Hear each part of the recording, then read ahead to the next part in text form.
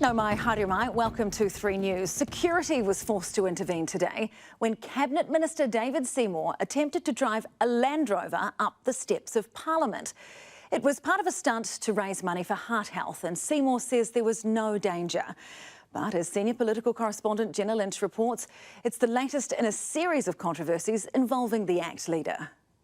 No, your eyes are not deceiving you. That is indeed a senior cabinet minister, soon to be Deputy Prime Minister, attempting to drive a Land Rover up the steps of the Parliament of New Zealand. Yep. Security intervening, talking him down. Why not? Why not? Off. Why not? Off. What's the problem? The Speaker has said no. The Speaker said no? Yes. Oh, I didn't know that. The stunt recreated a similar scene from 1948 to raise money for heart health. And Seymour can't see the problem.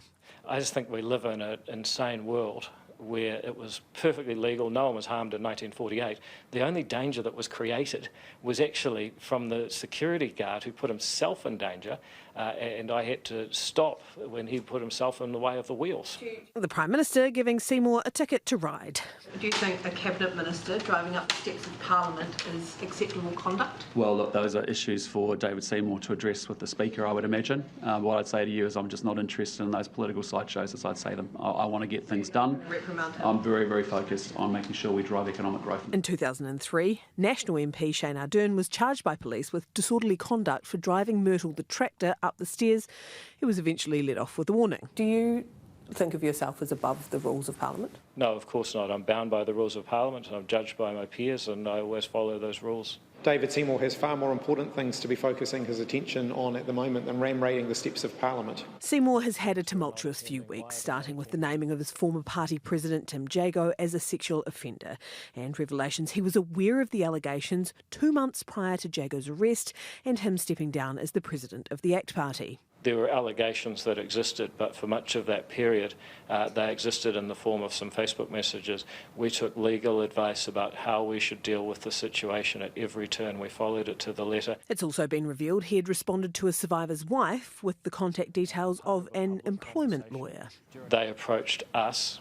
Everyone has the option of going to the police all the time, which is what they ultimately did, but they approached us, and our job was to establish the facts and decide how to respond. Then, this weekend, it was revealed by the Herald that Seymour in 2022 had written in support of Remuera eye surgeon Philip Polkinghorne during the investigation into his wife's death. My letter is very clear and very careful to respect that it's the police's decision. It's passing on concerns on behalf of a person. It didn't seek to influence their decision. Seymour's letter said, quote, "It's understandable that police would regard him as a person of interest, but in this instance the police appear to have gone beyond that brief." I at the time was not aware that he was a suspect. He presented to me as somebody who was distraught, who'd lost his wife and felt that he'd been unfairly treated. Personally, I thought sending the letter was ill-advised. He's aware of my views on that. In opposition, Seymour was highly critical of Stuart Nash, who was sacked as police minister for boasting about calling the police commissioner about a case. In a statement in 2023, Seymour wrote, "We do not want to live in a country where politicians get involved in police prosecution decisions." It may have been clumsily worded at worst, but I certainly was very careful to be clear. I'm not instructing them, I'm not urging them, I'm not lobbying them. Very, very different from what Stuart Nash did. Public confidence in the justice system relies on making sure that actually police investigations and political intervention are separated. That's really a critical part of our system. I think David Seymour has clearly demonstrated repeatedly in recent days that he is not suitable to be a minister, and Christopher Luxon should remove him from that job. Well, as I said, there's been no breach of the Cabinet Manual. He didn't do this as a minister. I just think sending the letter was ill-advised. That's my personal view on it. A very unfortunate series of self-inflicted events for the self-proclaimed party of law and order. Jenna joins us now. Kia ora, Jenna. Is David Seymour safe from being sacked?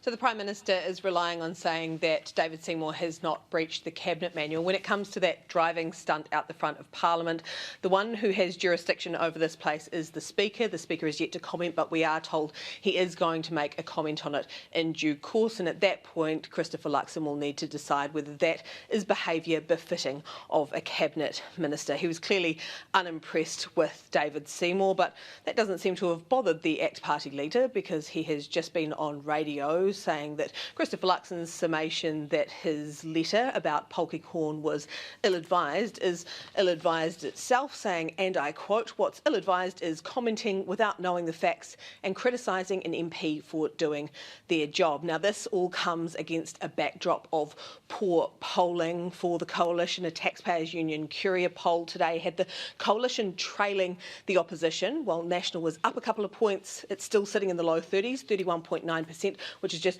nowhere near where a National Party wants to be. And TVNZ Varian poll has just been released, also saying, putting the opposition parties ahead of the Coalition. Christopher Luxon has a mammoth task ahead to re-seize the agenda, and all the while his coalition partner is seizing every distraction he can.